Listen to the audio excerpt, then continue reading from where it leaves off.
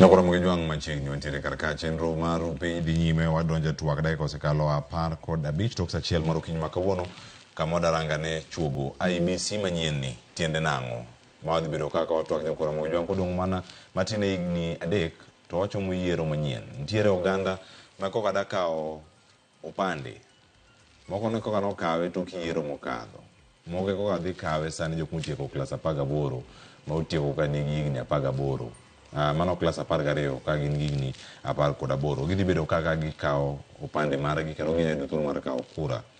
Bende oganda oikore ne chenro gi duto mabiro mbele ka ahinya ka warango IEBC ni gin to gichung' yo machal nade. Nyaka sani wanya wacho ni commissioners onge kata commissioner achiel mantiere kacha, nodong' ka mana wawach ni jatatije mano Marjan Hussein Marjan kachiel koda ka jogo ma otiyo godo oting'o nyaka jogo machielo kuom onego bed nobedo ka okinyi ma kawuono Director Legal Services ka IEBC mano Chris Owiyo wacho ni mos ok onya chopo, kata kamano wabiro thuolo mar bedo kode ka mondo dok na penjo moko ariyo adek. Ka uno da penjo kane rem mar bedo ni commissioners ni tiende nang'o, jod bura manyaka sani pok oyier kuonde chung' od bura madhi adek tiende nang'o ka warango gi kama chung' e pacho kae kaka wanoka piny Kenya sudo. Magi ok anon kenda nyakora Mugejwang ntiere ka kod welo mana miyo thuolo mondo mi omoswa ka wachako twak ayanga. Ntiere kae kod okil Charles Midenga oyawre kendo machiegni era mugitimo.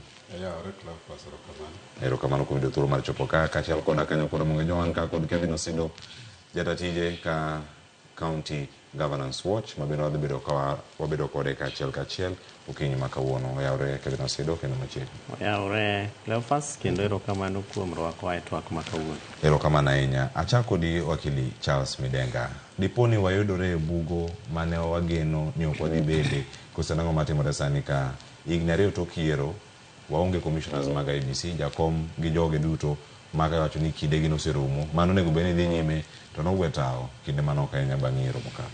Erokamano Cleophas. Tabu mwayudore ni en gima nogeng' gi chik, kendo chik nong'eyo ni vacancy ok onego bed ni bedo commissioners mag duol matayo yiero to gi kiew iluongo ni IEBC. Chik wacho ni before dweche 6 kapok jakom mar IEBC o retire kata owuok, onego bed ni chako ng'iyo kaka inyalo ket ng'at ma kawo kare. Magi gik mano onego bed ni timore, but shida manotimo, mistake manotimo en ni nwaweyo ma jogo kawo nyaka tam gimotieko. Bang' mano jok manuongo ni Cherara 4 be jomoko nitie ng'ama nogwe tao, jomoko 13 nogwe tao. Then achiel moni Masit to nodhi e tribunal nyaka giko mogole. Mano gimono ok onego bed ni timore because chik wacho ni ok onego bed ni nitiere vacuum e IEBC. Nikech kineno IEBC wan gi tieng' diriyo, wan gi commissioners to gi wan gi jok miluongo ni secretariat. Commissioners chik wacho ni gin ji 7, chairman en ng'at achiel to gi ji 6 commissioners. To secretariat wan gi jok motelne gi CEO mang'iyo gimoluongo ni day to day running of the secretariat. Tiende ni seche ma commissioners o make decision to koro secretariat ema implement kata timo decision ma commissioners o make. Koro tabu maduong' en ni to ka koro onge commissioners manyalo make decision, manyalo wacho ni onego bed ni timo kama to onge gima secretariat nyalo timo. Gin sane ka gidhi gi report okinyi godhiambo to gima malong'o ginyalo timo onge. Kes king'iyo ni mokwongo in terms of gima luongo ni delimitation of boundaries, chik wacho ni bang' mok tin ne higni 8 to mok ng'eny ne higni 12 onego bed ni timo delimitation mag boundaries. Tiende ni ing'iyo ni constituencies, kiew ma constituencies gin 290. Ere kaka seche moko kotim census ido ni population umedore, kwan mar oganda umedore. Seche moko iyudo ni kata mana e urban centers kata jomoko nitiere ni wan gi kabila moro mospile constituency. Ere kaka inyalo chok gi together. Mano gimiluongo ni delimitation. to wach mar ward be seche moko iyudo ni nikech kwan mar oganda omedore, onego bed ni medo wards. Constituency ok nyal medi beyond 290 but ward tinyalo medi. Koro ma en midhiero maduong' nikech deadline norumo March, to chik wacho ni ok onego bed ni time dweche 12 kidhi e yiero, winjo. Koro gini seche mwadhi e yiero ni wakia ni tidhi time karang'o. Nitiere cases manitiere doho moko wanyalo wacho, nitie mar Supreme Court mane IBC odhi, to gi mantie Kiambu to gi Milimani kae. Mana achiel kuom midhiero ma wan go, wan gi weche mong'eyo kaka mag vacancy mag nominated MP ma Mbadi manogwele jatelo mar Amenda, Wandai, Ugunja kuchocho, Magarini, Banisa and so forth. Wan gi gik miluongo ni continuous registration mag voters ok nyal timore, procurement mag elections materials. Koro wan gi tabu maduong'. IBC Select Committee moting'o jochiko mano onego bed ni ng'iyo kaka inyalo tim interview ma jokanyono mada bedo commissioners. Bomaka Fwanda nikech nitie jok modhi e doho mawacho ni nokoyier IBC Select Committee no e yo makare, ni nitiere discrimination, representation nokotimo, ken face mar Kenya. Koro to mano IBC Select Committee no ema ne nyalo golo e chuodhoni. Kes gine mano onego bed ni gi interview ji to gi recommend for appointment. To ka koro doho be ochiwo chik machalo kamano. Koro en gimoko onego bed, ma is a great lesson monego bed ni the next electioneering period ok onego bed ni watimo tim machalo kamano. Erokamano ahinya. Kevin Osido, kama ntiere karka en gimoro ma oganda penjo, review kata nono telo mago maga iwacho ni kiewo kata boundaries gi kama gintiere e thuolo mar higni 12 mano bende kama walose sani. Wanyawacho ni osekadho kendo kama intie ka en gimoro monego bed ni rango manyien, onego bed ni itaye yo machal nade. Kama wayudore sani, mana penjo maket gi mano mapenjo wakili, wayudore kama wan wawegi wan mwabete kaluwore kod telo mantiere pacho ka gi sani, kose en gimoro made wageng'o kata kinde machon. Erokamano Cleophas. To gima adier en ni weche mantiere kaluwore gi kama wayudore kaka piny mar Kenya gi jo Kenya e weche mag IEBC gin weche madine wageng'o, kendo king'iyo trajectory kata mana historia mar gima waluongo ni Electoral Management Body EMB kata commission moket mar mondo ota weche mag yiero kod ng'ado kiewo. To iyudo ni chakre wabed gi our first multi-party elections piny ma Kenya ka, wasebedo gi gimiluongo ni Electoral Management Body, manyiso ni en jogo ma oyier kata moket kendo migi thuolono. To king'iyo historia ma wasebedo godo pile pile, en ga ni commission kata committee mosetimo yiero no never leaves the next election. King'iyo from 1992, 1997, 2002, 2007, magi manotimre maber mogik en ni kane jo Kenya oneno kaluwore gi historia ma wasebedo godo, to giwacho ni wadhi ng'ado gimiluongo ni katiba. Koro 2010 August tarik 28 jo Kenya nene okawa yanga moketo ni wan gimiluongo ni Independent Electoral Boundaries Commission wadhi kete katiba. Magi wacho ni Article 88 all the way to Article 90 dhi nyisowa kako ripo bedni wan jo Kenya waketo ayanga institution kata gime waluongo ni Electoral Management Body. Magik ma watimo sani kaka wakili osewacho gin gigo madine wageng'o.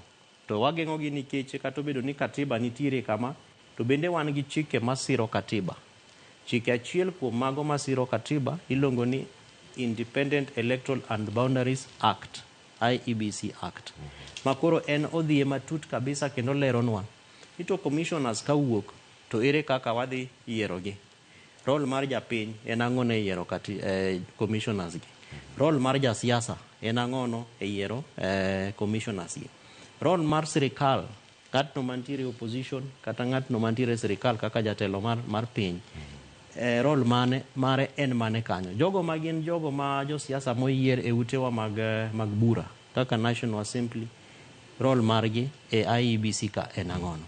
To shida ma wasebedo godo Cleophas en ni kata obedo ni wan gi chike masiro kako ripo bed ni IEBC tayo kendo kako tiyo, to pok wabedo gi deliberate mechanisms mar mondo wasir chikego. Emomiyo sani ineno ka nitiere gigo matimore.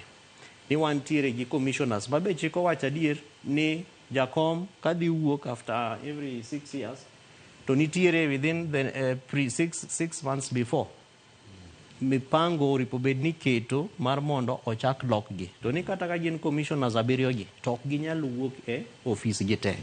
Nitiere jogo matelo for institutional memory, nitiere jogo bende makoro iyiero. Emomiyo king'iyo kaka for example IEBC selection panel ma bende nitie kendo wakili oseloseni, en gima bende nitiere processes Cleophas mosetimore.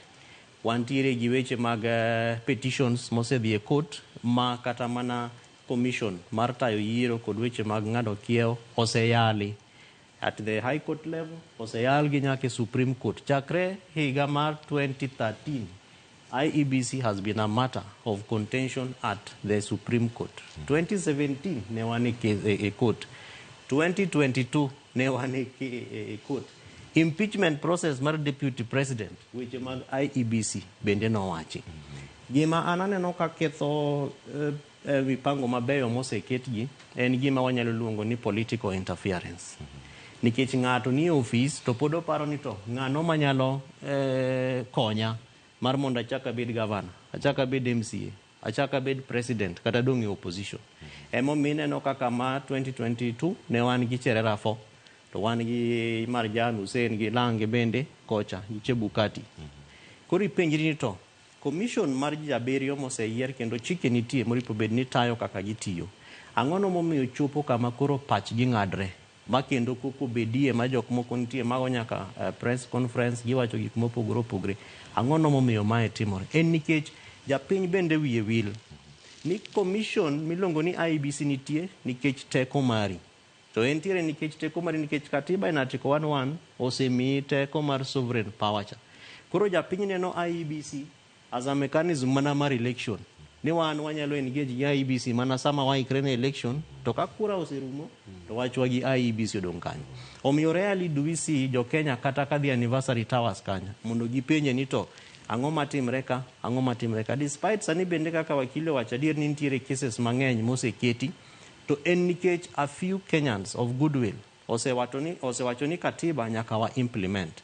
But king'iyo political goodwill mar mondo hakikisha ni katiba marwa ni obedo implemented fully, political goodwill no onge. Omiyo anto okaneka for example wanyalo bedo gi IEBC before March 2025 mabende is going to be a dent to us. King'iyo ripode moko gi chenro moseket pinywa mar Kenya kae kaluwore again gi challenges ma IEBC osebedo kaka 2007 ne wan gi post election violence ma commission moro no ket milongo ni Krigla commission. Professor Krigla no wacho ni jo Kenya okunyal make changes mag electoral processes 2 years before an election. 2025 ma wacho ni is pegged on a number of things. Mokwongo Raila Odinga migosi dhi bedo AU chairman or not. Kich mano dhi inform kaka wadhi bedo gi kura next time. Mayiero no, the result wadhi mana ng'eyo post March, kich election in February or post February.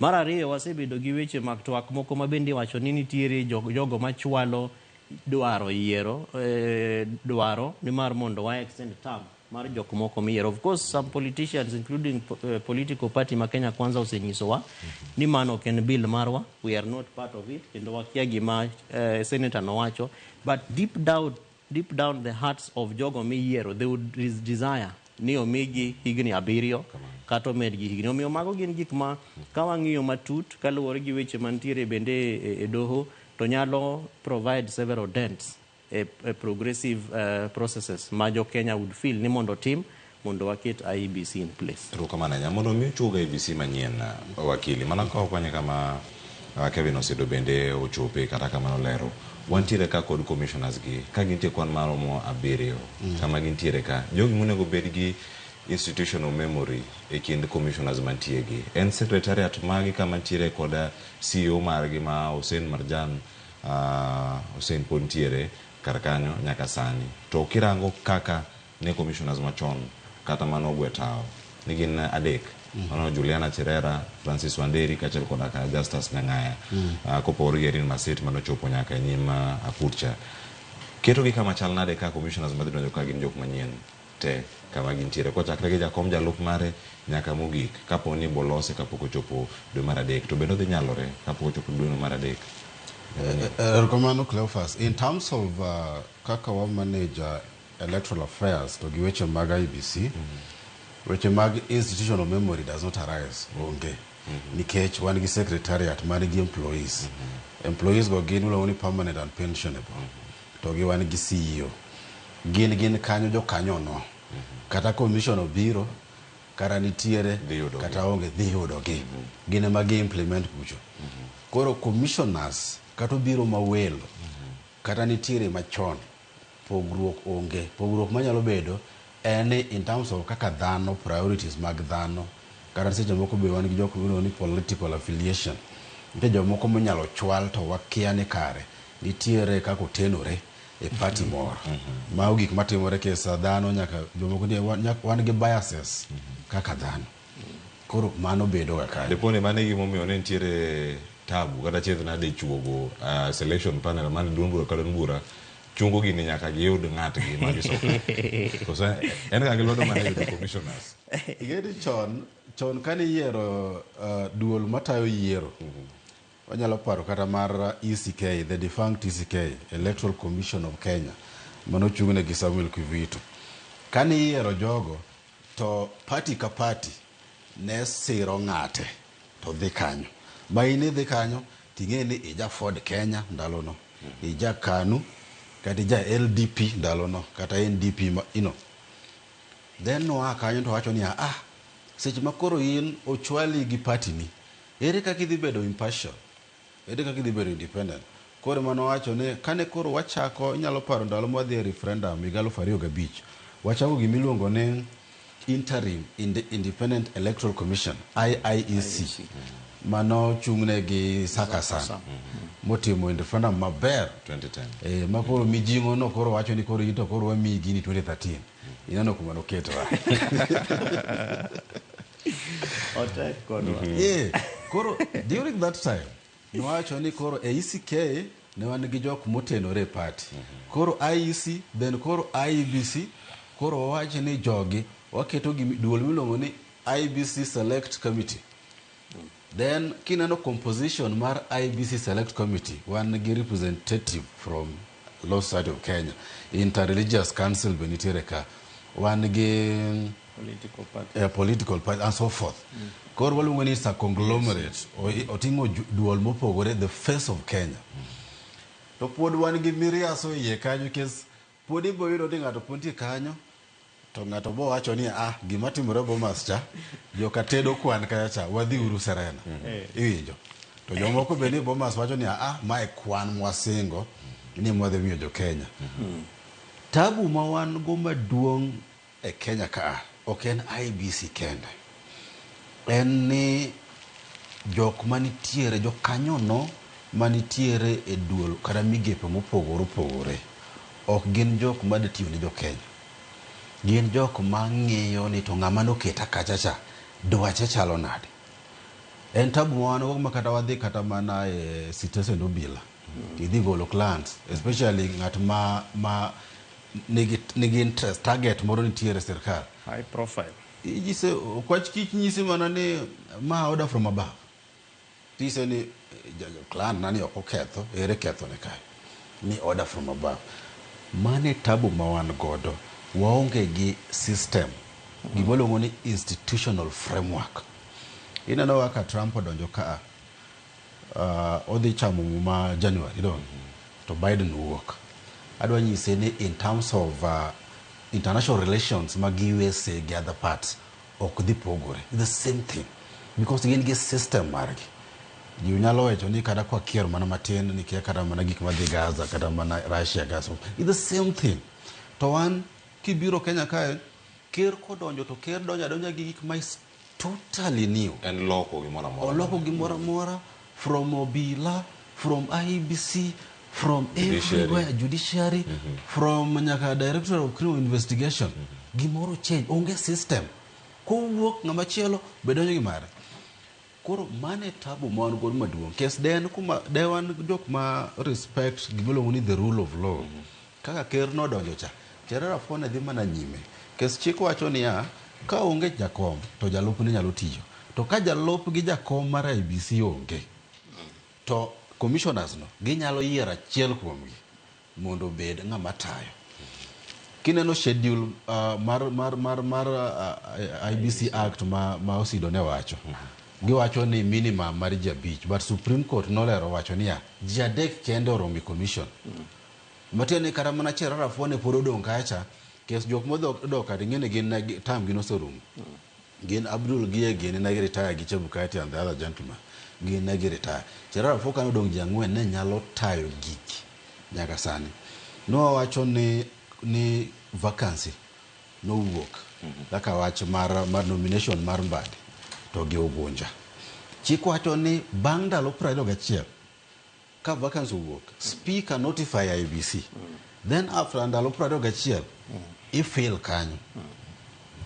Nyaka gino notimore wasekalo, waseketho chik. Jo Ogunja oketh ratichgi nikech oningo bedni gin gi representation. Kori penjo ni to constituency ma Ogunja to gitimore na. Kata mana Banisa e Garissa kata mana Magirini. Gito kata kata mana MCS mana wards ma dhi ochiko the whole of this country. Maonge representation. Mano ketho ratich oganda manitiere kanyo. To nikech mana wach man siasa matindo tindo. Nochuogo duol miluongo ni NADCO. NADCO report noketho. Asewache ka mang'eny ni en ana lullaby mani iwuondo go wuonda ji mondo ninde. Noketho gik mang'eny kabisa. Achiel kuomgi NADCO inono gimiluongo ni the live transmission of results. IEBC wacho ni seche ma chik masani wacho ni seche mitimo yiero a constituency results my constituency for purposes mag president ok the county tallying center eno wuok kanyo immediately to biro Bomas ilo ni live transmission. NADCO wacho ni live transmission ok ochuno mani ng'ete ne utimo gik moko e mudho. NADCO ni be mokelo IEBC select committee ne gin ga jadi auchiel. Dong IEBC nini NADCO mokelo recommendation mar ji ochiko ma gidhi gi amend the Elections Act. Ena tugo gi chik mosebedo. Wanyisi ni nitiere pinje ma chik onge. We have nothing, onge gimiluongo ni written law. Ena the dogmas, the practices and the rules mosebedo katimore. Kori penjo niya higa 1890 gin notimore. So during that time, jogo no solve nango, ni negi solve kama. That's what happens. Even the UK, they don't have a written constitution. But they are very consistent. To one gi chike mathoth, constitution ni kende and gi several articles. Or the into constitution kende. Yeni katibu koni ngubeni into details. Only the man amatir, they know wacho niya. Wacho manania koro parliament obimondo ochuog chik masiroka. But I don't take one into details nyaka public finance management and so forth. Iwinjo tema pod tamoa kaka wanyalo timo. Na siasa. Moko kwaneka kicho. Magara usido ne wacho ni karamana bade kwa gi match. Obo bedo miracle mondo match. Wabedo ni wanigi IEBC manyien. Nitie gini mane Kalonzo Musyoka wacho odiochieng' manyoro ena mondo mi wawinje ne karka mondo kango duogo ka tielo ma pod odong' karka awe thuolo mag range wang' lony manyasani be nitiyo go nade e wechegi mag yiero noloso kama nyakoro mo John. IEBC is not functional. I urge those who are standing in the way of reconstituting IEBC to be able to see the bigger picture. They should set aside their narrow selfish interests in preference to the greater good of this nation. Please allow us to reconstitute IEBC as soon as possible. Please allow us. We want the Commission to begin working towards credible use of technology, among other preparatory courses, in readiness for a credible election. IEBC must also conduct voter education on the technology it is going to use, including digital technology. When discussing on the issue of AI in elections, therefore, we must never lose focus of the need for elections to be free and fair and be seen to be so. Disinformation has found a new tool in AI as a make-believe weapon. How do we weed these deleterious possibilities out of the electoral space? Such are some of the challenges we must reflect upon and address ahead of the 2027 elections. Mano jal ma nigi geno mar bedo e debe yiero ma biro mar 2027 nang'adi wakili kane dhi nyime to dane mondo imed paro mantie godo kotenore kod gima Kalonzo wacho kata winjo ne pache kabino sido gin josiasa makoro dhiro sirkal mondo mi ochuoga IEBC ko joma monego bed ni chuoge komiti kochopo selection panel ni kara dwe mara 7 jatend piny Kenya noketo koke mar mondo mi okete kama nobedo kata koting'o ji 2 mane wuok kacha PSC kata Parliamentary Service Commission, ji 3 mane wuok e Political Parties Liaison Committee, ji 2 mane wuok e Interreligious Council of Kenya kod ng'at achiel mane wuok e riwruoge machalo kamagi. Nitie riwruok mago ma wuok inde LSK, nitie macha mar ISPAC mago mag jokwan bende kama gintiere. Ng'ama Kalonzo Musyoka loso go sani owuoyo gi ng'ama owuoyo gi jatend piny Kenya koso owuoyo gi konwa kanyo nikech ywak mar ochwale ne ng'ama en kaka jal magero sirkal test. Erokamano moko wacho ni Kalonzo ni kare kendo weche ma Kalonzo wacho go gin adiera. Seche mwang'iyo gi ok odwa ng'iye ni oja siasa ma wuoyo. Nitiere gima wacho wang'iyo substance ma Kalonzo wacho. To kineno ako wuoyo nitie wang' mosiemo mabe na chiel nero no siemo ker. Ng'eni jok madhi e kot gi nitiere jok michwalo. Mok ne odhi adhi en wuon ni koro en japiny odwa dhi e kot. Madhi mana ketho. Keseche moko kineno ko IEBC ok ti kata mana the selection committee ni bok ti nitiere ng'at mane gi dwaro mondo programs mag IEBC othir. Iwinjo. Koro mane ma Kalonzo wacho ni wea ne uru mondo panel ni otitije. Ok onya bedo ni wadhi odo kinyi piny maru. Wan gi kes Milimani kae nasawacho. To gi wan gi kes Kiambu. To IEBC owuon kaka secretariat be odhia gi Supreme Court manyo gimilongo ni advisory opinion. Magi penjore ni weche ariyo magi penjore ok odacho matut nikech gino poni edo wana mana lieko wiye ni gipenjo ni ka deadline osekalo ere kaka inyalo chor deadline to ng'ama nyalo choro deadline to cha gipenjo ni wanyalo timo delimitation kaka wan secretariat maonge commissioners be chiko yienwa mago penjo ma ok wanya wacho ka mago penjo ma Supreme Court ma wacho because wabo ketho rule mar sub judice ko wacho ma koro gima Kalonzo wacho en gima dieria kesa wanyalo goyo siasa but nitiere kuonde moko ni ubeni go siasa. For instance wawunde kata mani koro wachako go siasa mag EACC ni koro wamulo duol matayo weche makedo gi mibadhi. Inyalo kwal left right and center in this country makata governance ok nyal timore. The same thing matimore kujojo. Koro okoningo wago siasa inya e wechego. Wawe jogo titichgi mondo wanane kaka wanyalo konyo jokenya. Erokamano ahinya. Kevin Osido, gigo ma Kalonzo wacho kar kanyo. Ing'eni kang'iye kisiasa to Mheshimiwa Kalonzo Musyoka is a conflicted party. Gima wawacho ni nikech king'iyo part of the concerns manitiere selection panel to kaka iloso iwacho ni kata mana kisa achiel mantiere do momako one of the ambassadors miluongo ni ambassador Koki Muli to gima wachore en ni migosi Kalonzo Musyoka ema chwale ni nyako bed e IEBC as a commissioner. Omiyo koro ka wadhi e details ma wawacho ka ni ang'ono momiyo wan gi shida mag IEBC gi. Josiasa machalo kaka jatendwa ni jogo ma are conflicted e process mar keto IEBC. To wanyalo dhi ma wawach ni each of the 7 commissioners nitiere jasiasa ma bro wacho ni an gini ok nyal bet, nyaka Kevin Osidon bede gino eka nyalo yie. Kendo wanyalo dhi mwach ni kata mana jatelo mar Kenya bende nigi wachne, en gi joge modwa ni mondo keti. To ne waneno kata mana mar Cherera Fogi IEBC ni bang' mano to kata obedo ni chairperson mar CRA mabe wacho ni en jaod former chair mar commission Mheshimiwa Mary Chebukati ni nomi tich mana nikech nitie kaka nene chairman. Mago weche mawachre omiyo mbele ja Kenya to samoro wacho ni IEBC onge nikech josiasa ok dwa ni mondo bed. Omiyo ka Mheshimiwa Kalonzo loso kamacha to ni kuom adier nitiere jok mosiemo wang'gi. To kaluwore gi narrative momiyo wano to an anyalo wacho ni osiemo ji ariyo.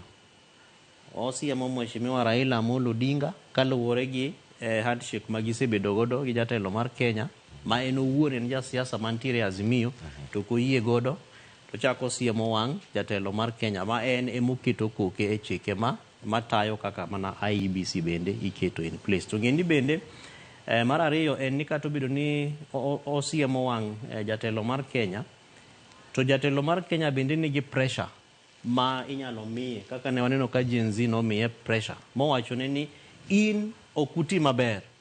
To bende kaka wanyalo recall jogo ma wasekete office bende onge nikech idagi keto koki e chik magiyo mamiyo wateko mar mondo wabed gang'ono kaput mar the commission moripo bed ni tayo weche mag yiero mondo mi wathuolo mar mondo wachak process. Bak mana ni chik be wacho ni process mar recall no be Cleophas ok nyal time 2 years into an election. Mano be is one of the cases mantiere e doho. Number 3, weche mag ilose mag technology gi wate wang'eyo kendo jo Kenya ong'eyo ni wan gi gimiluongo ni M-Pesa. To M-Pesa ni anyalo oro ne okil pesa kumoro amora ma antiere. Mokochuno ni nyaka dhi mi ng'ato pesa mondo orne kata oidho mtoka mondo terni. Kaka watime e weche mag yiero. Ni an kaka for example ng'atno magocho Nyabera School, West Uyoma Ward, Rarieda constituency, Siaya County, ni nyaka idh mana easy coach kata kaundege kata riembo mtoka mondo adhi ago kura kucha. Why must it happen that way? Ang'o momiyo jo Kenya nyaka kete weche machalo kama ma samoro kura nindo nikech ji onge gi transport. Samoro kura nindo nikech joluor ni kang'o selande. Be ang' wakal na kuru adier. Be ang' nakal kia Mtito Andei. Be ang' nakal kia Meru. Be ang' nitie weche mang'eny ma technology nyalo konyo wae mak mana ni jogo ma wacho weche mag technology kata mana AI, artificial intelligence makuru ne ntiere platform miloseni. They are not the right people, Cleophas. Moripo bed ni wacho weche machalo kamagi. To nikech ka omijo Kenya thuolo, to wase nyaka bedo gi kata mana 2022 election. One of the contentions ne en soft copy or hard copy of register of voters. To chik owacho ni manual voting, iluongo ni black book, mani koro nyaka idhi ni chiwo ID, then ing'iyo nyingi ni Cleophas bende nitie kata ititeko. Oripo bed ni mi biometric. Makise wacha ni nyingi kata ID number mari tisechiwo voters card no ting'iyo, then iketo your thumb to electronically technology tiyo. To kineka chik ing'ado a few hours to the election to en chik ma osewacho ni gimodwa timo no ok oripo bedi. Omiyo weche magilose gi to gin weche mabeyo mak mana ni again political goodwill ma walose cha to kane kanitiere mar mondo establish weche machalo kamagi. To namba 3 ni kata Hussein Marjan ma en jatatije mag IEBC ma be ne represent commission bende is conflicted nikech koro gigo mabeyo magiwacho gi to en ok onyal ng'ado chik kata paro makonyogi. Kisomo katiba articles ma walose wacho ni the commission shall. And the commission shall. Omiyo gin good progressive steps mawaketo, but again Cleophas, political goodwill mar mondo wakikisha ni gik mabeyo gitimre to kane kanitiere nikech pinje moko kaka Brazil, pinje moko kaka America ji ok pang line. Be gin gi kata gimiluongo ni provisional voting. Minyalo dhi ti vote kata 2 weeks kapok lendo cha mar official registration, official election day. inyalo dhi mi iketa kata mana ballot ni e posta to en gi mechanism system matiyo ma ok ochuno ni ballot nyaka ting from Siaya ni kelo Bomas. Omiyo mago gin gik mabeyo ma technology nyalo konyo wae, but the goodwill mar mondo technology no oti ok ane ka nitie. E kinde ma walose kar ka dipo ni commissioners gi selection panel ni ofaulu kata ka omigi ndalo 9 mantiere, bende en thuolo moro moromo maneno ni ng'ato ka ng'ato madhi bedo ka oro kwayo mondo bede lemogi oyudo winjo moro makare monya wacho ni en fair kachel obedo ma uyanga mano ma transparent e thuolo mar ndalo 9 ka warango chien chochni kod ng'ikruok mosebedo e chenro machalo kamagi wakil. Ndalo machuok nikech gimoluongo ni in-tray mar commissioners madhi donjo odhi bedo mopong'. Kes nitiere gik manesewacho delimitation. Delimitation no kende nyalo kawo kata mana wanyalo wacho ni half mar tich magidhi timo. Ok en gima yot. Kidwa dhi kata mana gweng' tiwacho ni in naseng'eyo ni in e constituency makama. Ta adwa dari ka taketi koni. Seche magitimo mar constituency no, gibo redraw boundaries so long as ni pod gichope mana 290. Ginyalo golo jomoko e constituency to gitero moko to gitero ka to giredraw, jomoko ok bi, jomoko bodagi. Wards be moko ginyalo wacho ni ji tin ginyalo golo, ginyalo medo. Mano kende process no to gikolo gimoluongo ni public participation, dwach dhano and so forth. Obo kawo ndalo mathoth. King'iyo kata mana voter education be onego bed ni timo, voter registration be onego bed ni timo. Awach mag vacancies mano osewachogo be nitiere kanyo. Koro en tich matek ma onego bed ni gino onego bed ni timo immediately ma mondo wanene wanyalo dhi kanyo. Kesa kwa timo mistake wanyalo dhi yiero ka waonge, wanyalo chopo kan 2026 kwa onge IBC. Yeah, is a possibility. Kenya ka gimoro amora nyalo timore. Kati chuoge ng'wech to ji dhi e 2027. Ichuoge ng'wech. Koro sejago wakiane to ng'amu miwa kaka jakom ni. Eto wakaji to eto priorities be kenda go. Iwinjo. Wanyalo dhi e gik manoluongo ni Tharaka-Nithi machon manotimore 2007. Koro ma ok en tugo. Ma actually kane ber mane bedo priority mar sirkal. Nada wacho gimoro wiano wilgo wach mar Kalonzo. No wacho ni Kalonzo ni kare. But embe nyaka wasieme nikech Kalonzo moketo wa kuma wantieni. Kalonzo ne en jakom mar Nadco gin gi Kimani Ichung'wa. Nadco report mokelo IBC Select Committee Bomas. Giki tuta mane wawacho mane oketo amendment mag chike ka. Part of them were ir Nadco. Iwinjo. Koro seche ma jotelo bo wakwayo ni jotelo sama giwuoyo giwache weche madiera. Wang'eni josiasa ng'eny gi jomiriambo. But nitiere josiasa mar principled consistency makara ochiewi wuok tich to kara mana Jumapil. Gima ne wacho wuok ticha. Pod inyalo mana wacho Jumapil. Mondo ne ni to koro ito as a person in philosophy mari in terms of your what we call philosophical foundation as an individual, your conscience mari. In kaka dhano. In what is your position. Iwinjo. Koro mano mondo koro kik wa mislead jopiny ni an aler ka pamba ng'ane jalo timo chilo to seche ma itimo gimoro to timo gimoro for convenience purposes. Koro this is the top priority moloyo gimoro amora. Nineno kata mana ka ni Gachagua bedo impeach to nitiere debate ni Kithure Kindiki nogo puodhi gi IBC.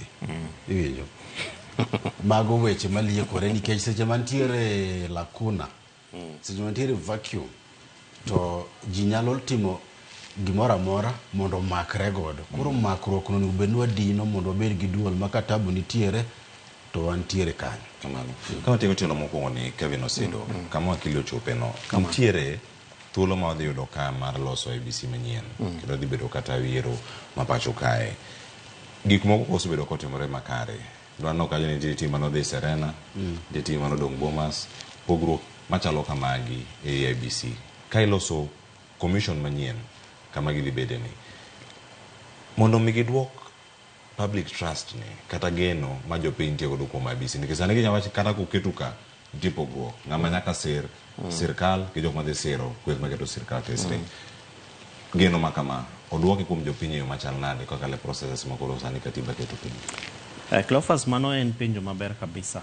To king'iyo tienge mopogore opogore moseket mag miyo japiny duol kaka public participation en gima very very important.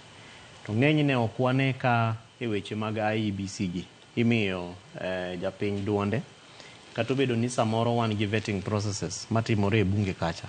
Tino ka en gima already en closed, manyiso ni jogo ma are conflicted, jogo ma nigi lang gi ma gidwa ni mondo bedi. Jasiasa biro nyisi ni anto into ok wayie kodi, omiyo kata ka obedo ni in gi papers ni ler kendo chal kamae to anto kadhi yieri nikech wang'e ni in supporter mar so and so. To anto so and so no ok en jakanyo mar chama marwa. Omiyo dware ni mondo ng'atno ma japiny omiyo thuolo mar mondo obed kaka representative mare ong'e ni en kacha courtesy of and auspices of dwaro mar japiny. To dware ni kata ka wan gi representatives gi vetting matimre kacha, petitions manyalo bete ma japiny nyalo chiwo ng'enyne ok wane ka duoko imiyo japiny nikech kata public participation processes go itimo to ok wane ka ripode ichiwo kendo iketo gi ayanga mar mondo ji one ni kamae kaka nende chal. Omiyo ka watimo yiero mag commissioners manyien, public participation, duol mar japiny nyaka keti. An anyalo declare Cleophas ni kane wayiero commissioners mag manotayo yiero mar 2022 to an achiel kuom jogo manoluong gi selection panel Serena Kai. To ne oluonga nikech ne gidwaro different stakeholder groups manyalo miyo gi paro kako ripo bed ni isiro duol mar IEBC. So I was speaking on behalf of special interest groups, joyudhe ma koro ne gipenjowa ni to ang'ono ma wanyalo timo mondo o enhance joyudhe mondo okaw kura, joyudhe mondo ochung kaka jokanyo minyalo yieri, kendo joyudhe mondo kata ka inyalo migi thuolo e commission, which we have not seen any youth commissioner under 35 years old, pok waneno. To nanyiso gi ni mokwongo keturu gi miluongo ni kauru commissioner ma rawera. Wane ka commission bende nyalo miyo rawera youth space as commissioners, and one about 22 youth ma anang'eyo ni no apply mondo bed commissioners tok no yiergi, but about 7 of them nene omi thuolo mar mondo obede gi miluongo ni IEBC youth desk, ma en mechanism manotigodo gi IEBC etimo civic education, reaching out to universities. Mane waneno ka through that process more than 8.6 million young people nokawo kura, but of course kano chopo 2022 to be ok ne gidhi magigo kura gon nikech ne waneno ka about 8.1 million of the 8.6 nonindo kendo kuch gi ok nokwan. Tineno kamano bende luwore gi siasa migoyo. Omiyo namba 2 manyaka wane ka itimo in dealing with different conflicts manyalo betie. Sami yiero ng'ato kata mar mondo bedi selection panel mar commission kaka mar tayo yiero gi weche mag ng'ado kiewo, to wamigi thuolo mar ng'ato mondo o declare interest mare ni anto Siaya an ja ODM tabire commission abire panel ni nikech abire commission ni for example kata ranyisi nikech kaka kaluwore gi job description manende uchapisha e gazet muketo to I qualify nikech wan gi jogo makata sama waloseni Cleophas mana ni wan e TV to wanyalo nyisi ni ng'ane is a possible commissioner to bedo secondary gi ng'ane nikech nitie list bende moselosi mak mana ni kaka ne Kalonzo loso kaka wasewacho ji poko yie nikech weche mag political giseng'eyo kendo ging'eyo. Kineno kaka for example weche mag ambassador Kokimuli, there must be a reason momiyo mheshimiwa Kalonzo Musyoka insist ni kata obedo ni political parties liaison commission ong'ado ni nitiere ng'at mopogore to nyaka Kokimuli bed kacha. Ineno ka koro mago gin gik maduoko chuny japiny chien kendo ok mi japiny thuolo mar mondo obed ayanga e weche manyalo nyiso kaka yiero mag jo selection panel ma bende konyo wa tayo kaka jo IEBC idhi keti. Ero kamana nyang'o duogo mondo rangi sari oseromo ka odarango kiwacho ni gin weche mag public participation paja piny dhi donjo kanye kar ka e chenro gidwa duoka kodwa kili mondo miango lerno aneka ni japiny e yiero mag kata chuo commissioners manyien mago mag IBC dhi bedo ka chung kama chalna duoko kod pachi bende mendikonwa e mbui duto mag Ramogi TV kik idhi mabor.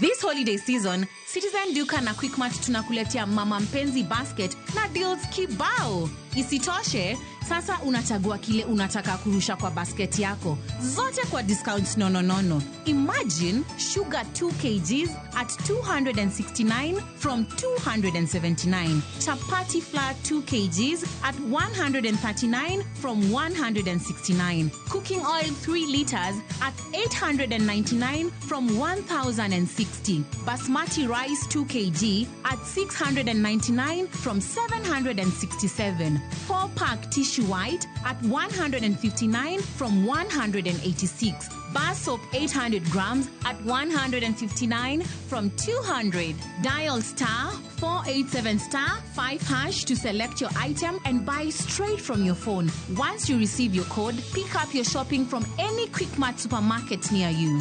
Simple, fast, and super convenient. Other baskets on the offer include Mama Soko, Sherehe, and Daily. Citizen Duka, making your celebrations more sweeter.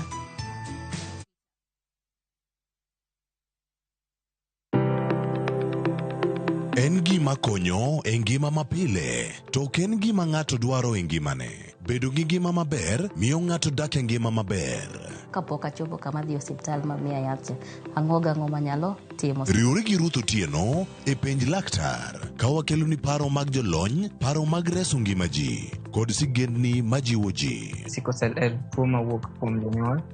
Koro ka ji pok okendre, ji onego gidhi e pim mondo ging'e ka gin gi gene mar sickle cell. Kochakore gi lony manyien mag thieth, nyaka e yore mag thieth makonyo. Wan gi gik moko duto madwarore. Ka injo kaki wuotho to kawira maki wi bari seche te idhi adhi osiptal wacho ni anadwani mondo kawuono pima remo. Penj laktar. Wuok tich nyaka tich abich, saa 12 odhiambo. Mana e Ramogi TV.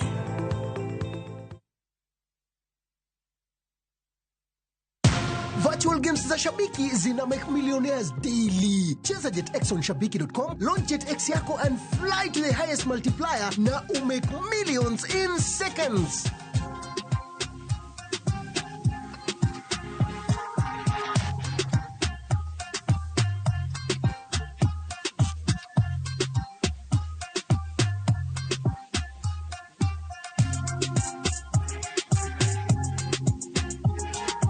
Make millions in seconds. Kubali kumoka na virtual games na Shabiki.com.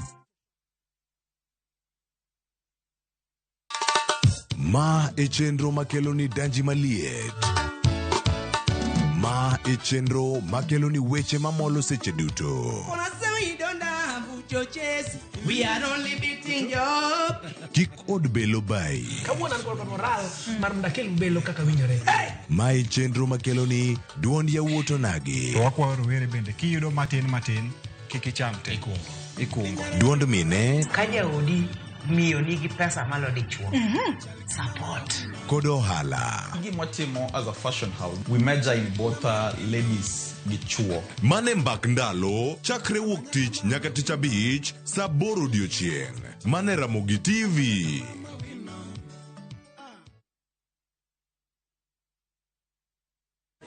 Huyu Mungu amefanya kweli. Amen. Kwangu mimi amefanya kweli. Amen. Tunaona kagari. Amen. Mwanzoni siku.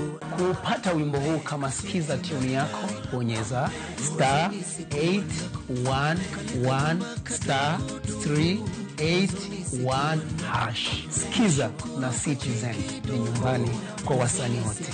Asante sana. Na kwa Ramogi Regulation okodhi through gimiluongo ni public participation.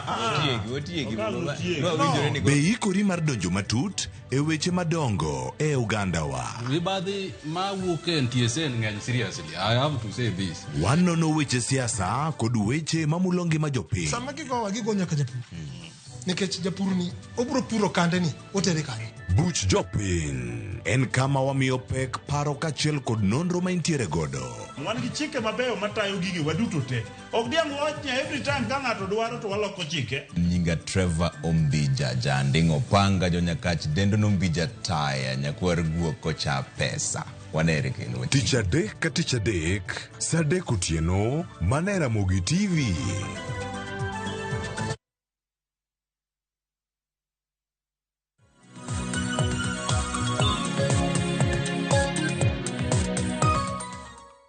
Machiegni kendo nyakoro mogo jwang'en mor marani pod ikete kar ka chenro en mar piny wakoni kata ni med ndikonwa kikonowa ni luwo chenro ka intiere kanyo to paro mane ma intiere godo kotenore kod twak madhigo nyime kar ka warango kaka inyalo chuoga IEBC manyien to gin gik mage mantiere kar ka japiny ni kanye e chuogo mano mar commissioners nikech selection panel wacho ni jopiny ka gi mako sectors mopogore opogore PSC ranga ne riwruoge mamoko mag okinde mag jokwan kata accountants ranga mag riwruoge mag kanise japiny yie kama odwa penjre kane kaka osedone lero kar ka ni japiny ochok pache owinje kidieny mane modhi bire ka ndalo 90 gi koso biro ka ndalo 90 gi pod ngene ka sano ajano dhi chakre karang'o kwano ma kamano madhi ka odiochieng' adek. Erokamano japiny nitiere kanyo to entiere indirectly nikech seche ma jok manitiere duol mar selection panel ka gintiere kanyo gi represent sectors te mag piny gi represent jopiny seche makoro interview ji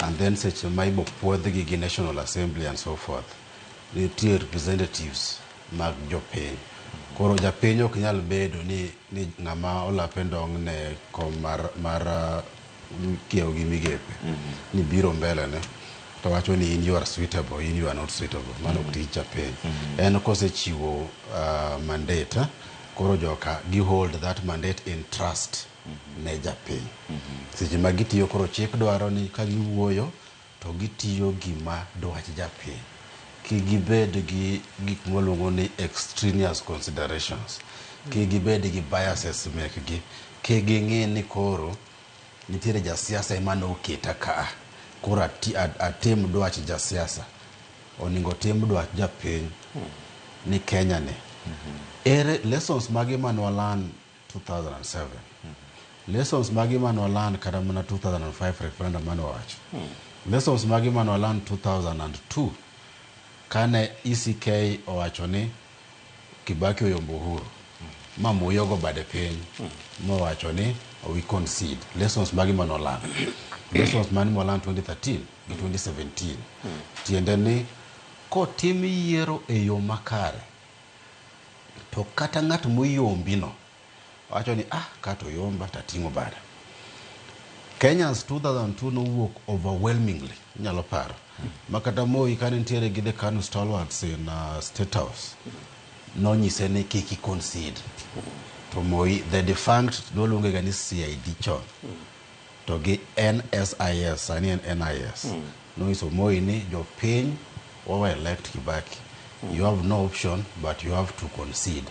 Moi nowuok ng'at achiel moweje State House mo brave mo dhi Uhuru Park ibanya gi chuodho iwacho nyaka ni yote yawezekana bila Moi mo hand over power ne Kibaki mago lessons mawalan 2007 nyalo paro kane Kibaki obedo sworn in at midnight winjo dhano notho dhano nowegoro kuonde mopogore opogore dhano noponde udi ok wanyal wacho matute lessons mage manwalan ne walan ni ka telo ka migao ma tayo weche mag yiero gi kiewo koko luwo chik to maundu nyalo bedo to koluwo chik makare to nyayo kwe winjo 2013 ne nitiere weche mane wacho ma ji odhi nyaka Supreme Court mane demokrasia en ya ng'at moyombi to nigi to oyomne no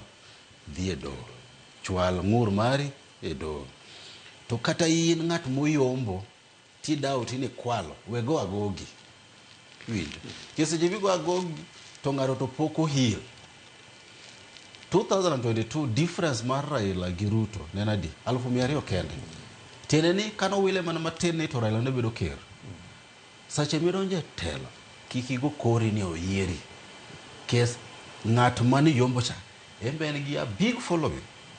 Raila had almost 7.9 million, isn't it? Ruto had around 8%. Lessons mage ma learn from there. Gibiro gimosore. Iwinjo. Sari wan gimolo ni broad based government. Mana matiyo Kenya. 2017. But the same thing. Uhuru gi Raila. Nitiere gwandruok and so forth. Wadhi ma Maraga, the led Supreme Court mar Maraga. On nullify mo the rerun majo the then NASA no tamore participate ma oyero Uhuru kendo dano no mo sere 2018 March winjo lessons magi mo alan kuom all these historical moments en ni kaka wasewacho ni namba 1 jok moket kanyono watiune uru jopiny king'eni ni you are conflicted kaka Osido nosewacho. King'io the Integrity Act, once you declare that you are conflicted, there's conflict of interest, you down your tools. Okinyal team. Wumune ni in a board, tingeni ni gikambi moro ma peny mida chiwo contract. Once ni declare ni sector mar loso barabara ni an gikambi. Okanyal tayo chenro ni tiwuok. Iwuok tiwe jok moko dhi nyime gi chenro. Iwinjo. So mane gimo wacho ni we have to learn these lessons. Kara seche mwatimo this selection panel KIEBC achiel kuom one of the gik mone ubeni wakiwa and this has happened twice. Mane dhano wigi wil. Inyalo paro ka 4 commissioners no resign manoting'o Rose Nakombe again. They resigned 4 of them kapok magi obiro ma 2022. Then jang'wen kendo the Cherera Fobo same thing. Ka jomoko nitiere Bomas to gin gi dhi Serena. Paro maduong' manyalo biro kanyo en niya. Ere gima nyalo miyo jang'wen wuok Bomas to dhi kumachielo. Tachiel kuom gi jalup jakom ma wach ni gima timore kuchocha ok wayie godo. To ere gima nyalo miyo ji adek dong' Bomas to gidhi nyime ma gi declare results. To ka dhi mbele ere gima nyalo timo mondo gigi kik timre. Wach mane penjo maduong' mantiere kar ka to riwruok makedo ne ratiro mag oganda kata civil society gin gi ting' mane e gigi duto nikech wacho ni kae kama oganda mathoth bedo gi penjo ni ang'o giwuoga mana tok ka yiero osedhi ataro wawinjo ng'anyo press briefing kagi kaka magintiere civil society nigi ting' mane kar kae mabende yabedo ka in machiegni godo Osido. Cleophas, civil society nigi ting' kendo duol maduong' kabisa. Ng'e ni wan kaka ng'enywa mantiere governance and democracy pok wabedo gi yweyo chakre yiero rumi. To en nikech gima waluongo ni yiero ni en gi cycle mare gimiluongo ni the electoral cycle. Masama yiero achiel orumo to sako ni chakre kendo preparations mag the next election bende dhi mbele. Omiyo kaka ne watieko 2022 elections for example, IEBC notimo an evaluation report magi chiwo report no. Kendo report no nyiso ni nitiere gigo manotimre mabeyo kendo gigo be ma ok notimre mabeyo. To kuom gigo manotimre mabeyo nitie steps moripo bed niketo. Omiyo civil society within the electoral cycle ma en gik mitimo before ka yiero podi, during sama yiero dhi mbele kod after. Ka for example before watimo mechanisms mag electoral preparedness manyiso nitiere chike moripo bed niketo. Kaka sani duondwa osebedo ka duong' kabisa e weche mag selection panel mar IEBC, keto weche mag IEBC, weche mag voter registration moripo bed ni en gima is continuous, ok geng'e in any way. Then wantiere kod weche mag political education manyiso ni tij governor en ang'o, MCA en ang'o, iko jogo madwa chung' e tickets mopogore opogore kata offices mag yiero. Kawuono sama wadose ni wan gi chenro bende madhi mbele Kempinski ma watudre gi jogo mantiere secretariat ma IEBC kod jogo mag civil society and the development partners mabende konyo pinywa mar Kenya mondo waket mechanisms yore ma ratiro mopogore opogre nyaka jogo bende mantiere siasa. To Cleophas, gini en gima dhi mbele kendo bro dhi mbele kata during elections be civil society imiyo thuolo mar mondo gibed kaka observers. As County Governance Watch, we are grateful to IEBC nikech kuonde ma watiye ne gimiyo accreditation mar counties madhi 14 kendo ne gimiyo thuolo ma wa accredit through them. We supported about 190 plus observers in the last election. To bende report ma observers kelo go bende IEBC kaogi kech during the validation report timiyo thuolo mar mondo wach gima noneno katimore. Omiyo civil society nigi duol ma tek kabisa kendo ma very strong in terms of electoral processes and also kaka waneno gik moko. King'iyo kaka chandruok ma wantiere godo sani be part of jogo mantiere court gin civil society. Wasenyaka tudre gi jopiny mopogore opogre ma wandiko petitions. Ng'enyne waneno kiluongo public participation processes kata mana inadko manende wakili wachoni. There was something called the IEBC amendment bill manochwali jo Senate. Kanyo bende wakonyo jopiny mopogore opogre ma wandiko petition ma watero. Within that particular process bene wan gi changes mar gimiluongo ni Office of the Registrar of Political Parties. Manad kone recommend ni kar mondo wabed gi independent office to wabed gi gimiluongo ni Political Parties Regulatory Authority. Ma en mana gima kelo jo siasa mopogore opogre. To kanyo bende civil society ne watiyo kanachiel gi jopiny ma wandiko petitions ma wachwalo. Mana katieko kanyo Cleophas bende king'iyo weche mag electoral boundaries ma walose kech is an exercise in futility nikech deadline kaluwore gi katiba article 89 to wacho ni by March 2024 this year ripo bedni IEBC osetieko weche mag boundaries commission. To bende nitiere bende cases ma bende osechwal e court kaluwore gi duol mar civil society. To manyiso ni part of the challenges ma wantiere godo ma civil society bende temo konyo en ni political interference and conflicts. Nikech ka watimo boundaries to wan gi about 26 counties, actually 26 constituencies madhi bedo affected. Part of jogo madhi bedo affected manyiso ni wabunge madhi 8 to 14 are going to lose their seats. Omiyo mbunge ok nyal yie ni keto chik madhi maya tich. Omiyo mago bende are part of the challenges ma waneno e process machalo kamano. Kapok adhiro wakili duk na penjo ni debed ni civil society kata riwruoge ma kero ratiro mag oganda gi bende kod tiyo godo. Jatend piny Kenya nosewacho kinde moro ni nitie ponono riwruoge moko ma pinje ma oko kata NGOs moko mag sirkal ma ponono kawo riwruoge mag ji giwegi kata mag ratiro mag oganda mondo mi oter weche moko dhi mak ne sirkal bura e doho. Ang'eni kanyo bende kotenore kod bura ma bende wakili osebedo ka luwo kendo noyudo loch mano mag polise ma itero Haiti e kind mamoko mantiere. Wacho ni depo ni magi midhiro kod riwruoge mawuok e pinje maoko mondo mi ochopi kaminenogie kendo kitemo luwogi achiel kachiel. Depo ni sirkal koro loko tact koro gine machak giduogo gi kao civil society odhi ochung weche mag IEBC e doho ka depo ni tiyo kodgi ka tiyo kodu ka japiny nyalo penji kamano sani duoko. Mano penjo maber Cleophas. To duoko mare en ni nitie to duoko moro be en ni onge.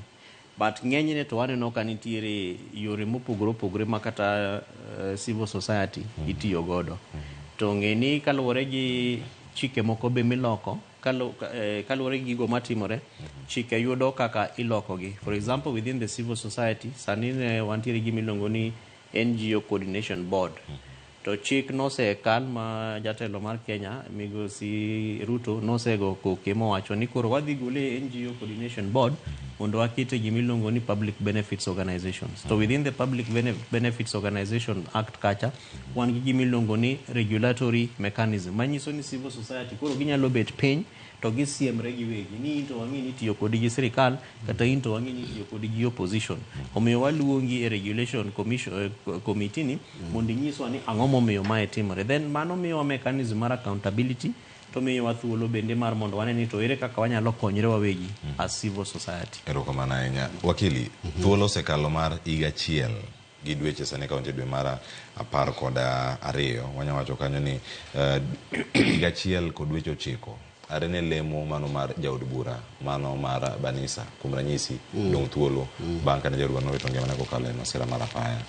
E kind mamoko mantiere ka ma osedhi ataro mar chik machiwo ndalo 21 kaka okinde kata riwruok mag okinde ma bende jakanyo, en ang'o monego bed ni timo? Koso gigi minya tim kar ka chutho ka IBC onge kata odhi e doho kata odhi mak nikech en chik ma koro okethi, to jok ma bed ni okethe ng'ama idonjone kar ka? Idonjone sirkal kuom rem ko jok mage mantiere kar ka ma ponono kotimo tiji? Erokamano. En gima wanyalo luongo ni wadonje kumok e bugo mokinya wuoke. Winjo. Kizungu wacho ni great dilemma. Nikech ka nitiere vacancy kata nitiere fuok e kar od bura to procedure kaka nwasewacho ni speaker mar National Assembly kata ka nobede Senate, speaker mar Senate within ndalo 21 ne ndiko barua ne IBC ka ginyisogi ni fuok moro obedo kae onego bed ni wafile, kasto itimo yiero kata ka nomination ting'iyo party list mar party no to timo kamano. Ka gino kotimore to ratich japiny mani kanyo emokethi, to penjo mipenjo maleo en ni to ng'at mane midonjone kata idonjone mana IBC bo nyisi ni wan onge commissioners, ong'ad tiendwa. Kata idonjone mana speaker bo nyisi ni onge kuma onyalo chwale wachno, to commission onge commissioners. Kata idolne mana executive bo nyisi ni mano ok tijwa. Mano nitiere duol moluongo ni independent commission monego bed ni tayo chikno. Kata idonjne mana National Assembly, the same thing. Koro en gima tek kizungu ting waluongo ni quandary. Sugu kubwa. En gima ok wanyal, onge gima inyalo tim. To wakili, en ang'o minya tim ka kendo nikech jaod bura ma Ugunja machon masani en jatend migawo mochung' weche mag teko pacho ka Opiyo Wandayi bende kombe pok obedo declared ni en vacant. Ng'ama onego bed ni declare wechegi en speaker, to owache ni jok mage nyaka sani kaka jodak ma Ugunja maneno chenro sani. Dipo ni gin gi geno ni Wandayi ema pod niga korgi kanyo to Wandayi osedonjo sirkal kaka jatend migawo. Speaker onego bed ni ndiko ne IBC ka nyiso IBC o declaration no ichwale ne IBC mondo IBC otim gimoro, ochak process mar filling the vacancy. Iwinjo? To speaker ok nyal ndika aoyaye kokiano tim nango. You cannot just write for the sake of writing. Meso nyaka senya bedo gini pok ondiki ne IBC. Kata kende ne IBC mane. No, kanyal ng'eyo okadwa mislead jopiny. I don't know whether Wetangula nondiko ne IBC, but even kata nondike in law it is ineffectual. Because okinya ndiko ne duol maonge. Kata nondike kata ok ondike ok ang'eyo, pok update my records. But nondike post the resignation. Because kaka an MP koro in state officer koro nyaki resign e office no to upon the reception my resignation mari dware ni speaker notify. So I think the notification was done kapok obedo vetted nikech mano bende ne nyalo bedo penjo mar jopiny kata jogo ma represent jopiny e bunge. Koro mawa beti ni to wabeti kaka mbunge nyawadwa kose kaka CS mar energy. Yeah. Many thanks for that information. Sorry. Koro ki wacho ni nosendike. Gini mani ketho chike sendike no en gi purpose mare ni ndiko mondo wa fill that vacancy. To koro ki actualize the purpose mandike kondike katiba, then indike na. So that is a problem. Koro onge kaka unyalo wuge bugo ni until the selection panel omiyowa jok mar mopuodhi for purposes edonjo kanyo maketgi. Onge ng'ata manyalo timo by election ka onge commissioners. Kes kata mana a commission kanyo nitiere procurement of election materials within that area. Nitiere decisions mitimo e boardroom mar commissioners makoro tij secretary kaka ne wacho ni gin tijgi en mana implement. CEO mabe en secretary mar commission ma is part of deliberations inyisi ni magi gik mwang'ado donge kwa ng'ado gigi koro in dhi tim kama mondo imi wa report. Koro ok inyal wuok ka piny in CEO to komi green light ni dhi tim kamano. Koro nyaka waket mikakati mosewachogi. Jogo po bedo ratichgi bokethi kata mana kes gima lit kata wach mar impeachment gar Gachagua. Ng'eni jo Ugunja ne nigi ratiro margi, mbunge margi kane chung' assembly. To ne wacho ni wan kaka in terms of my representative mandate, I represent jo Ugunja. Position mara en ni ng'ani odhi dala kata kik odhi dala. Watim gino ka jo ok owinjo duond jo Ugunja through jaod bura margi. Weche mag CDF ok onyalo wacho nikech MP is just an ex-officio member. But nigi influence illegally and indirectly. But he's just an ex-officio member. But in terms of karamana, kadang gimoro timre Ugunja sani in terms of representative mandate, mo wacho ni gimoro no timore koro dhi ochung' e bunge. Onge ng'ama nyalo wuoyo. Iwinjo, onge dwol. Koro mane tabu. Kaka ne wacho mar Banisa, it has been solo. Higa achiel gi dweche madhi gi buore ka onge gimoro timore. Mano makosa makwaketo jogi to bagi lessons mano wacho ni kik chak timre. Seche ma osegik higa achiel to ng'ato dhi wuok, oningo bed ni wasechako timo mikakati kaka inyalo bedo replaced mondo kik waket full kai. Erokamano ahinya wakili thuolo man kanyo imede nikech thuolo dongo ka dakika 4 ang' imede kanyo gi wach mari mogik kiloso gi japiny mapono keto geno mare ni IEBC ni inyalo lose mondo mi jo Ugunja kik dhi higa achiel gi wiye kapod gionge jod bura margi manyien. En gima rach kaka wakili osewacho ni en wane ibugo ma samoro wuoke onge kaka wanyalo wuok nikech kwatemo wuok ni tikiera tidokie to the more mikier ichalo ng'ama kunyo bugo ni tichako medo donjo iye. To kanyo be civil society nyalo konye nikech wan gi migawo kata institution miluongo ni Ombudsman, Commission on Administrative Justice. Ing'eni kochopo kama koro justice ok tim ma japiny ok ne ka ikonye to dware ni gibedo organized, japiny bedo organized to gi appeal ne Commission on Administrative Justice. Nikech koro kaka wakili wacho nitie gik ma wa expect ni mbunge oripo bed ni konyo e constituency kacha. Kata nitiere wards bende places like in Kakamega and others ma gibe gionge gi MCS magi.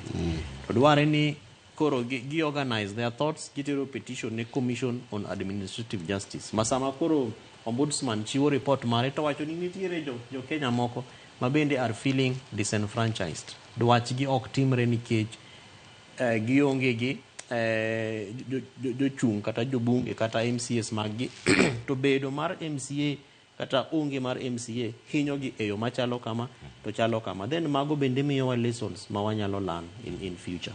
Erokamano ahinya. Wakili, wach mari mogik. Erokamano, wachna mogik, nitiere jok ma dhogi riek mosebedo ka wuondo jopiny, especially ndalo siasa, ni an kuyiera tadhi medo constituency. Wawacho ni chik nitiere ni wan gi constituencies 290. Ok nyal, karito ma delimitation, ok nyal medi, ok nyal gol. Koro japiny mora mora ng'e ni constituency inyalo mana medi kwa dhie referendum mwagolo e katiba ni wanyalo bedo gi 300. Ka wacho mana matin kuma historia chon ne wantiere gi ndhiwa constituency ma Karungu ne iye. Momiyo ne wan gi Odero Jowi to gi moro nindo Owigo Ogola. Then nuwuok kanyo to wadhi Nyatike makoro wan gi Kadem gi Karungu and so forth. Nitiere siasa madhi kanyo ni jo Karungu wada miyo constituency. Adwa nyisogi kuma kanyo ni kik ng'ato wuondi ni nyalo miyo constituency ni kori yoi osewuondo godo ji mang'eny.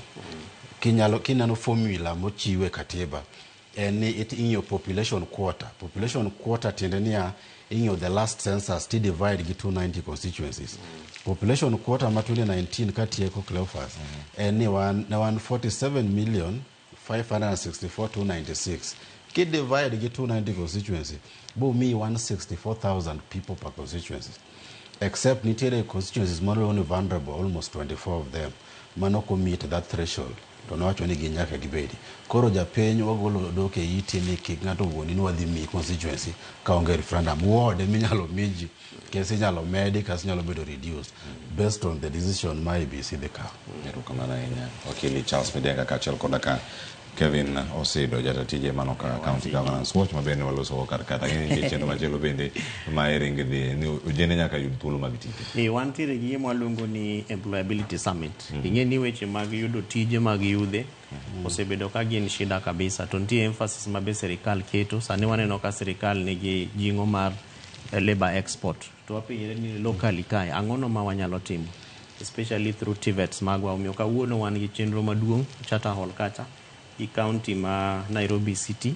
Wakelo yudhe moa 11 TVET centers mag Nairobi gi yudhe moko ma be osegraduate gi jogo mamanyo tije. To wadwa ng'iyo ni ang'o ma wanyalo spaces machalo nagi mag employment. Kaka kiwuotho Nairobi ka to barabara rach, kuonde ndachewa mopogore opogore rach kabisa. Wadwa penjre ni to courses ma wachiwe TVETs gi be nitie kaka sirikal mar county nyalo konyre gi yudhe gi mar mondo migi kata mana spaces mag ndache gi mondo gilos kaluwore gi tiegruok ma giseyudo. Omiyo kawuono the whole day wan Charter Hall kacha, jogo manigi thuolo unyalo biro. To en riwruok mar ang'wen ma as County Governance Watch watimo gi sirikache mopogore opogore. Ne wachako gi Kiambu, wasedhi nyaka Siaya kuma ne wantiere in June. Kawuono wasedhi nyaka Taita Taveta ma kawuono en riwruok mar ang'wen marwa. To en gima waluongo ni County Employability Summit. Koro jogo manigi thuolo, ka en rawera manigi thuolo manyalo biro bi mondo itwag gi jotendwa mag sirikal ma both national and county government mondo be ing'e ni opportunities machalo kaka magi gini manitiere TVETs mopogore opogore e Nairobi kae.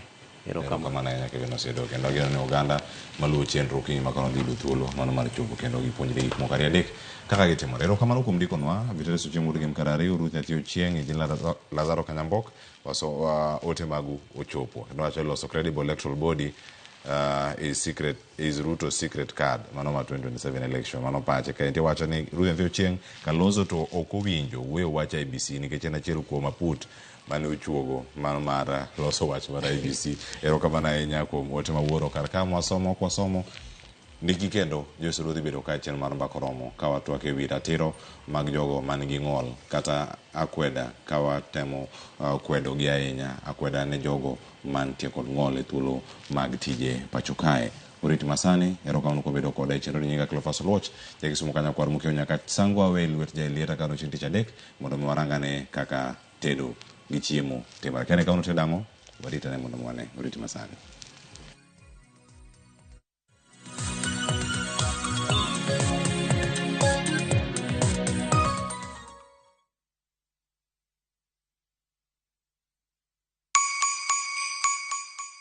This holiday season,